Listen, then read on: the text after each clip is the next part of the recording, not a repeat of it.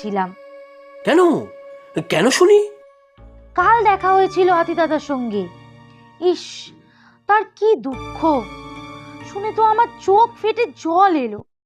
কেন, তার আবার কি দুঃখ? বেশ তো দস্যিপনা করে বেড়াচ্ছে। না গো ভাল্লুক মশাই, হাতি দাদার খুব দুঃখ।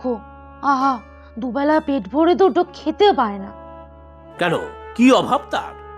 হাতি দাদার তো পেটটা চালার মতো বড়, তার রোজকার খোরাক আমাদের সবার থেকে অনেক বেশি। আমাদের এই জঙ্গল নাকি সেই খাবারের জোগান দিতে পারছে না। এ তো চিন্তার কথা।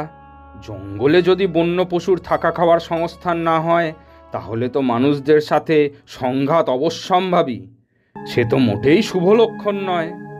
তাই তো, কি করা যায়? এ তো বিহিত করতেই হবে। চলুন আগে তো হাতি ভাইকে আটকাই, না হলে একটা